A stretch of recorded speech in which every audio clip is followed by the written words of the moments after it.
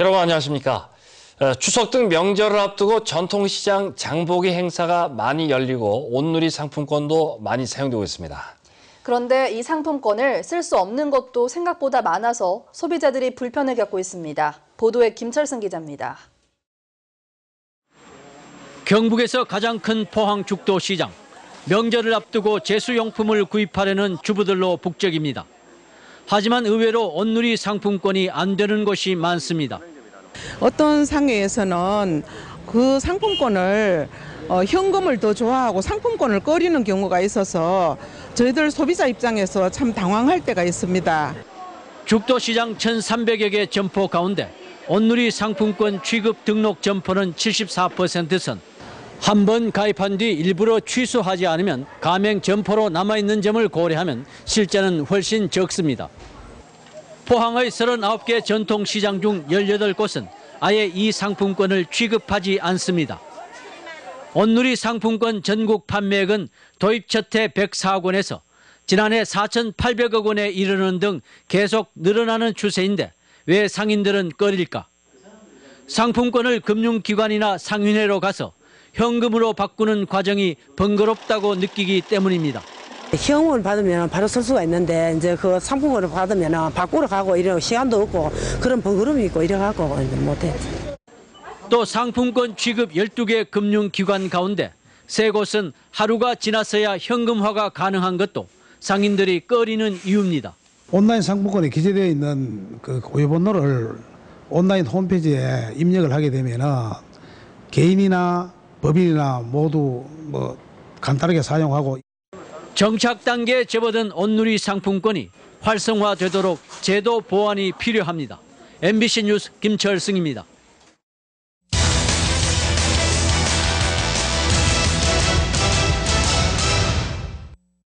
경주 보문단지에서 ATV로 불리는 사륜 오토바이 사고가 끊이질 않고 있습니다. 젊은 층은 물론 관광객에게도 인기가 높지만 안전관리는 전혀 이루어지지 않고 있습니다. 장미풍 기자가 현장 취재했습니다. 경주 관광객 사이에서 명물로 꼽히는 보문단지의 사륜 오토바이 ATV. 속도감과 스릴 때문에 인기가 높습니다.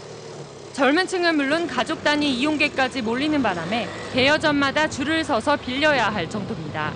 ATV요? 네. 다 나갔어요? 하지만 빠른 속도를 즐기는 레저기구인 만큼 사고도 빈발합니다.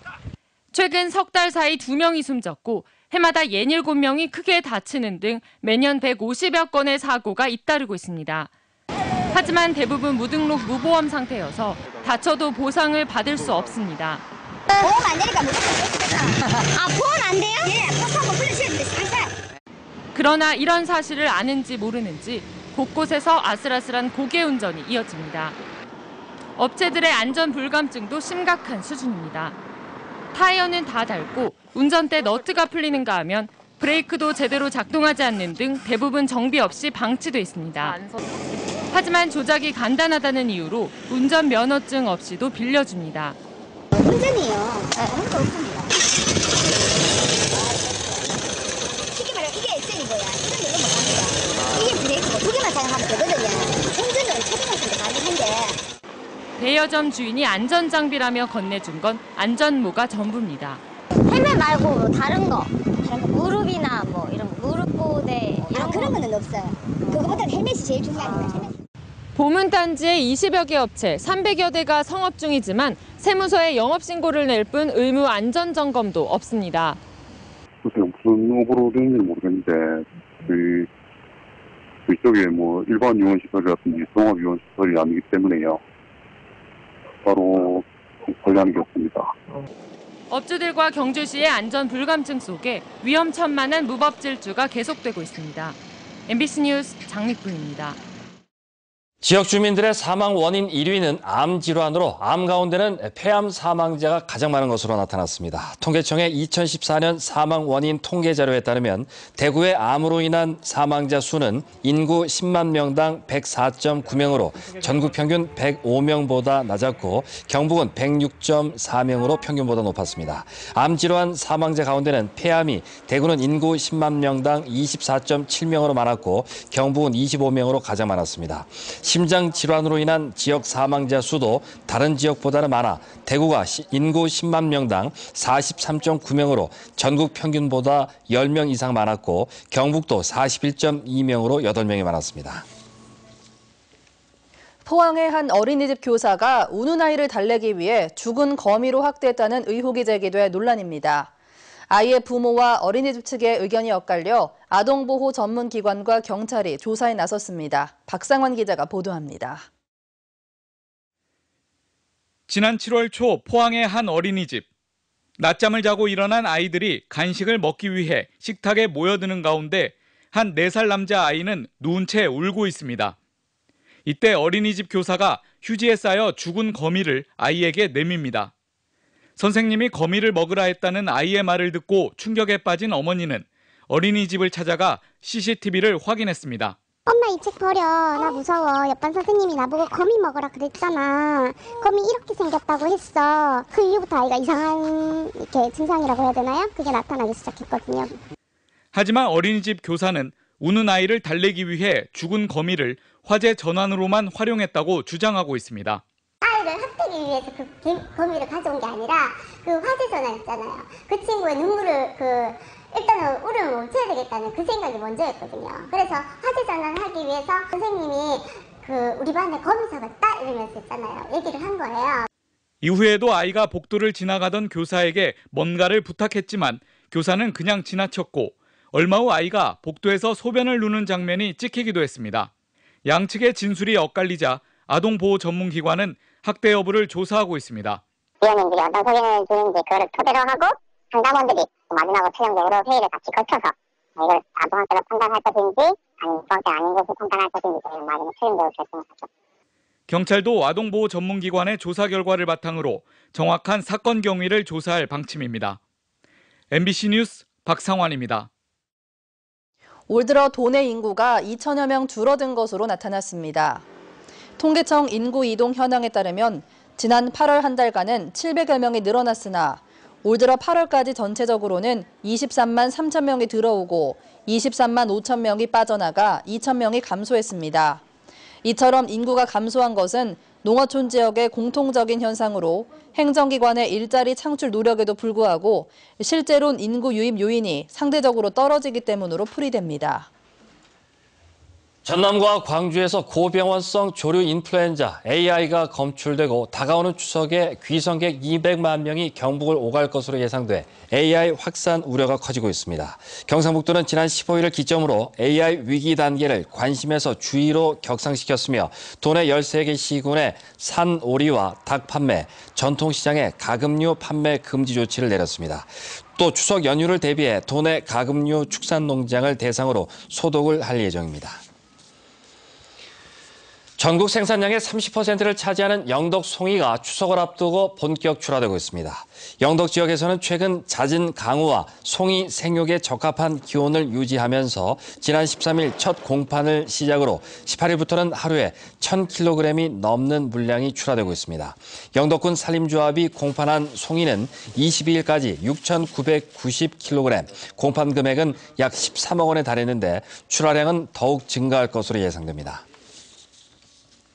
울릉도에서 대량 사육 중인 칡소가 명절 최고의 특산물로 판매되고 있습니다. 울릉 칡소 브랜드로 명절 선물 시장을 공략 중인 영농조합법인은 올해도 롯데쇼핑과 일반 한우보다 30-40% 비싼 마리당 930만 원에 22마리를 출하하기로 약정했습니다. 칡소는 우리나라 토종 한우로 울릉군이 10년 전부터 곡물 사료 대신 울릉도 산야초를 기반으로 특화단지를 조성해 현재는 국내 사육 중인 칡소의 70%인 300마리가 울릉도에서 사육되고 있습니다. 울릉군은 저동 지역 주민과 관광객들에게 보다 나은 행정 서비스를 제공하기 위해 저동의 민원센터를 마련했습니다.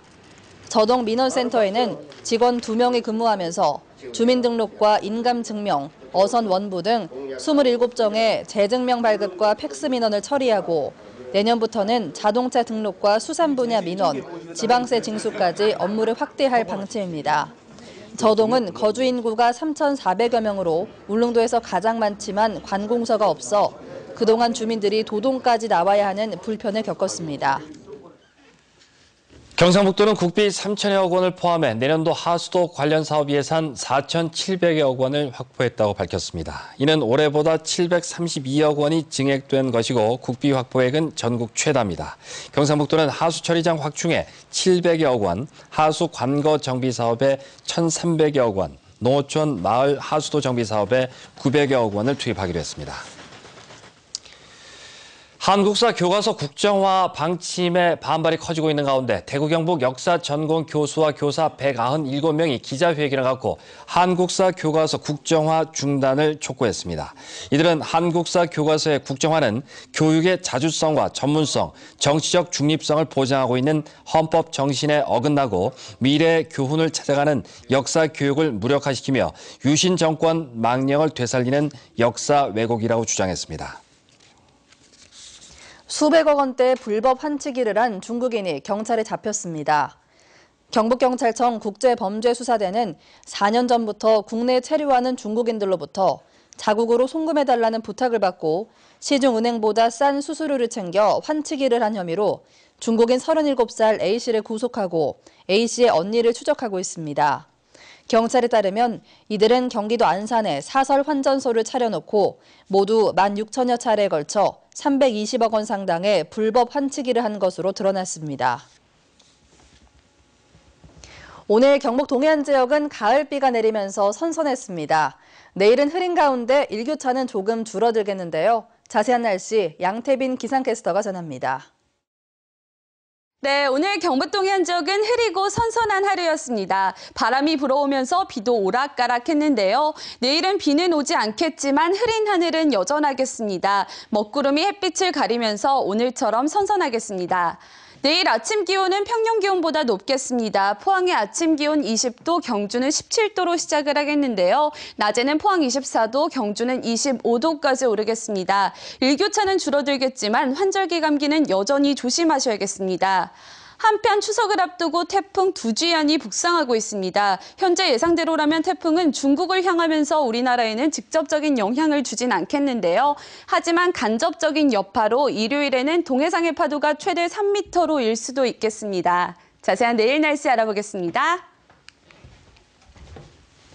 내일 경북 동해안 지역은 대체로 흐리겠습니다. 아침 최저 기온은 17도에서 20도, 낮 최고 기온은 23도에서 25도가 되겠습니다.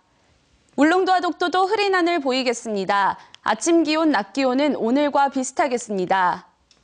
동해 전해상 흐린 가운데 동해 중부 먼바다에 비가 오겠습니다. 파도는 0.5에서 2.5m로 일겠습니다. 이제 내일이면 귀성길에 오르시는 분들이 꽤 많으실 텐데요. 추석 연휴 기간 동안은 전국이 대체로 맑은 날씨를 보이겠습니다. 도로교통에 날씨로 인한 큰 불편은 없겠습니다. 날씨였습니다. 추석 명절을 맞아 포스코 포항 지역 PHP 봉사단과 제철소 외주 파트너사 회원들은 포항시의 소외된 이웃 500가구를 대상으로 명절 음식 나눔 행사를 펼쳤습니다. 봉사단은 지난 2012년부터 나눔 행사를 시작해 매년 이웃들과 함께 명절의 기쁨을 나누기 위해 어렵게 지내는 이웃들에게 생선과 송편 등의 명절 음식을 나눠주고 있습니다. 추석을 앞두고 행정기관과 기업들의 전통시장 장보기와 소외계층에 대한 위로가 이어지고 있습니다. 김관용 경상북도지사는 이상가족 상봉행사에 선정되지 못한 문경시 가은읍 이상가족 85살 김주아 씨를 찾아 위로했습니다. 이강덕 포항시장은 장애인 부모회와 위덕 어르신마을을 찾아 위문품을 전달하고 송편을 빚었습니다. 포스코와 포스코 건설 등도 전통시장 장보기를 하는 등 추석 운정이 잇따르고 있습니다. 올해 경상북도 문화상 수상자 5명이 선정됐습니다. 부문별 수상자는 조형예술은 동국대 이점원 교수, 공연예술은 정수님 판소리 명창, 문학은 이동백 씨, 언론출판은 출판사 대표인 정구찬 씨, 문화는 사진작가 김재도 씨입니다. 시상식은 다음 달 3일 경북예술제가 개최되는 문경문화예술회관에서 열립니다. 새정치민주연합 경북도당은 경상북도가 내년 2월로 도청 이전 시기를 또 연기한 것과 관련해 도지사에게 공식 사과를 촉구했습니다. 새정치민주연합은 멀리 보고 결정해야 할 도청 이전 시기를 졸속으로 추진하다 보니 매번 이전 시기가 다가올 즈음에 연기하는 모양새가 되풀이됐다며 도민들에게 혼란을 가중시킨 점에서 공식 사과해야 한다고 주장했습니다. 경북 농협이 내일까지 지역 본부 앞에서 추석맞이 직거래 장터를 엽니다. 지역에서 갓 수확해 도정한 햅쌀과 우수 농축산물 등이 시중 가격보다 10에서 20% 이상 싸게 판매됩니다. 경북 농협은 코리아 그랜드 세일 경북 주간을 맞아 지난 15일부터 실크로드 경주 2015가 열리는 경주 엑스포 공연장에서 경북 우수 농특산물 직거래 장터도 운영하고 있습니다. 포항해양경비안전서는 추석 연휴 현장 안전관리 준비 실태를 점검하기 위해 박찬현 동해해경본부장이 관내 여객선 터미널과 해경안전센터, 항공대 등을 방문했다고 밝혔습니다. 본부장은 현장 근무 경찰관을 격려하고 추석 연휴 국민들이 편안하고 안전한 바닷길을 이용하도록 여객선 안전운항과 해양사고 대응 태세에 만전을 기해달라고 당부했습니다. 민족 최대 명절 추석을 맞아 국립경주박물관에서 한가위 민속놀이 한마당이 열립니다.